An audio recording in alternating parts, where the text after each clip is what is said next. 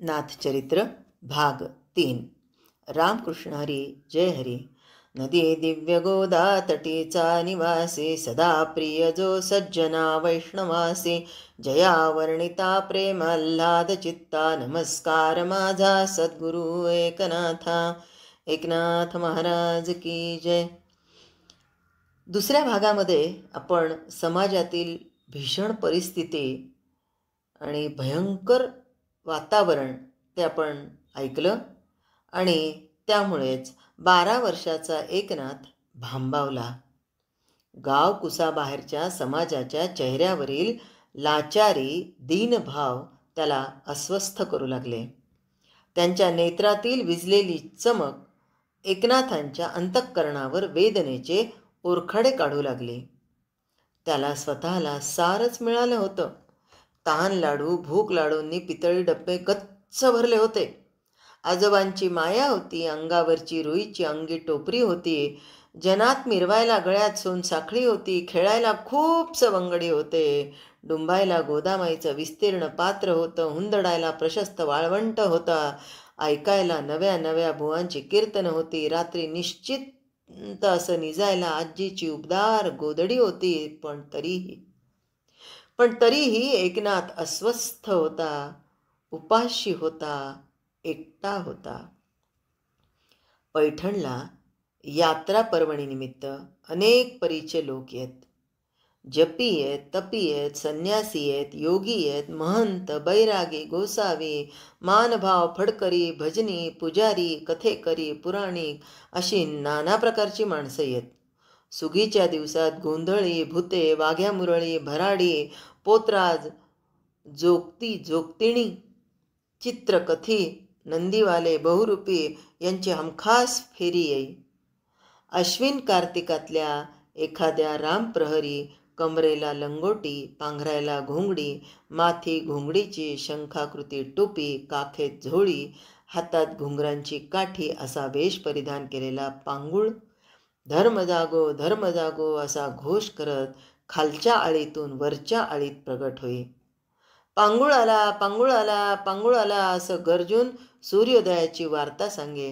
निजलेल्यांना जाग करत आवाहन करी, अरे कुणी आपल्या वडिलांच्या नावानं धर्म करा, रामप्रहरी धर्म करा. कुणी दाराचा अडसर उघडून त्याच्या झोळीत पैसा, वस्त्र किंवा मूठ पसा असं धान्य टाकलं की तो चक्राकार फिरून उड्या मारी. सार दान देवदेवतांना पोचल्याची ग्वाही द्यायचा. पावडं पावलं, पावडं पावलं, जोगाईच्या अंबाबाईला पावडं पावलं, जेजुरीच्या खंडोबाला पावडं पावलं, पंढरीच्या विठोबाला पावडं पावलं. आणि असं म्हणत म्हणत सगळीकडे फिरायचा. प्रातःसंध्येला बसलेल्या एकनाथाच्या मनात येई, दान मिळून सुद्धा देव असा निश्चल का? आपली मौन्य मुद्रा तो सोडत का नाही? कधी जीर्ण वस्त्र आणि मुलाचं अंगडं मागायला बाळ संतोष यायचा. अगदी अल्प स्वल्प दानानं सुद्धा घरातल्या बालकांना आशीर्वाद द्यायचा, भविष्य सांगायचा, तृप्त होऊन पुढच्या दारी जायचा.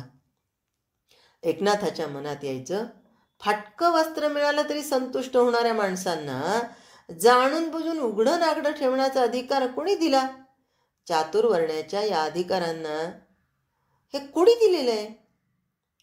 डोई मोरपिसांची टोपी घालून दान पावलं म्हणत येणारा वासुदेव तर नेहमीचाच. कधीमधी तो साऱ्यांचं भलं व्हावं म्हणून चक्रधर स्वामींनी रचलेली महानुभावी गाणीही गायचा.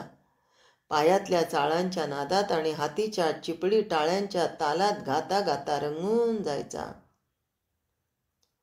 एकनाथांच्या मनात यायचं, साऱ्यांचं भलं चिंतणारी चक्रधराप्रमाणे संतांची उर्मी कायमची हरवली तर नाही ना. दर दिवसागणिक एकनाथ नव्या नव्या प्रश्नचिन्हांच्या चक्रात गर गर गर फिरू लागला.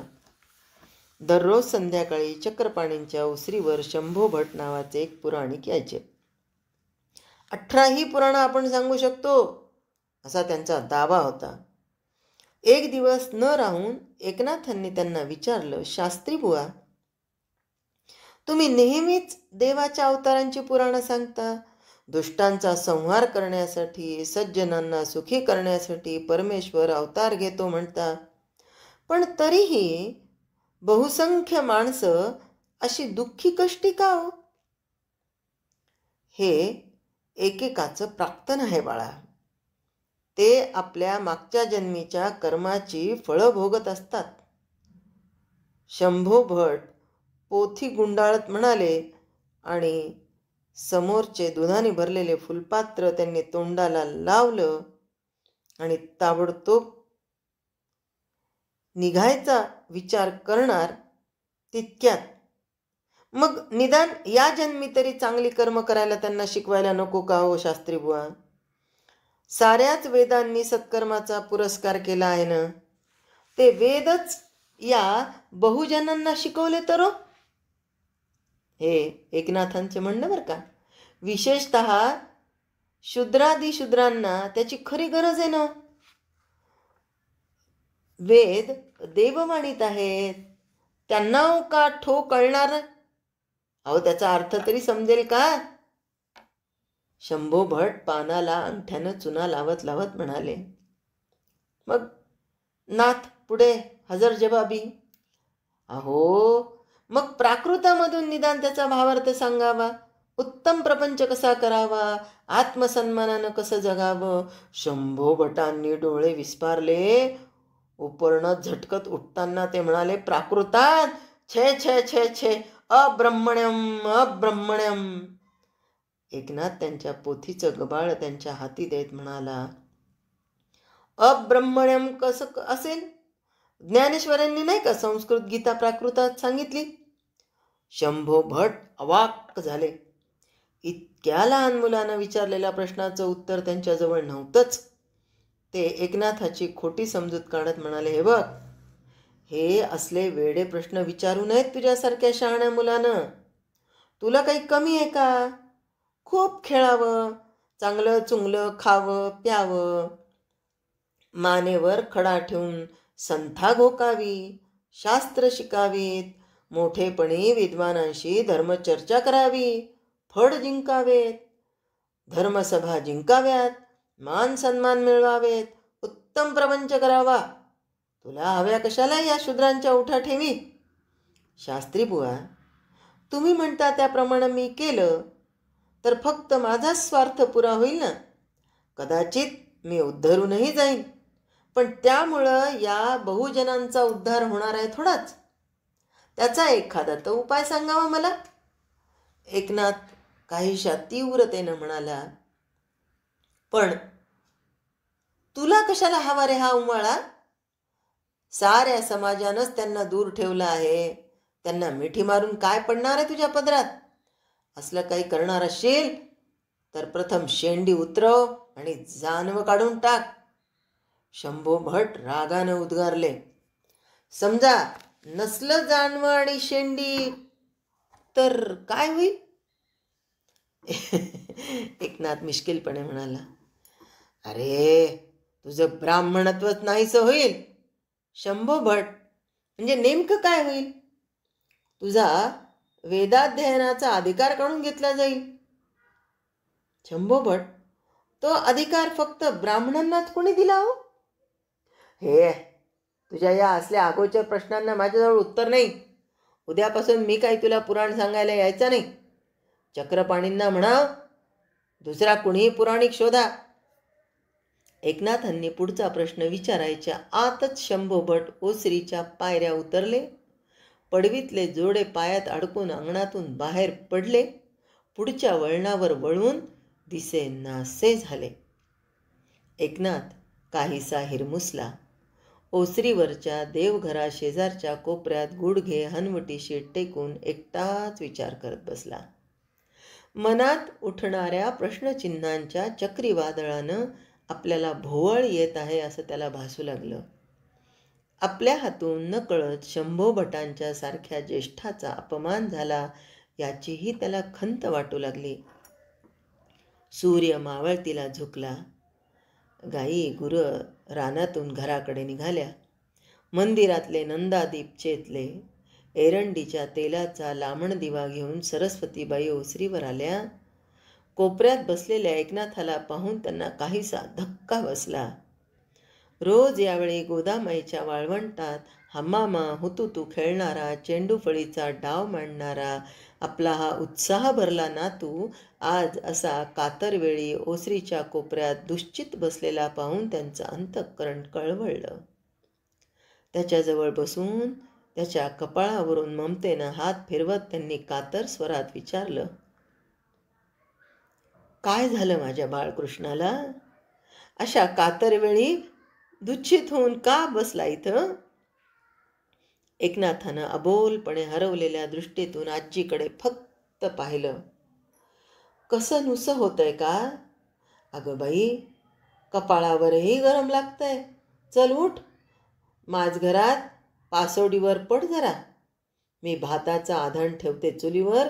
उठ उठ, तूप भात खा, चवीला लिंबाचं लोणचं घे, छान वाटेल रे तुला.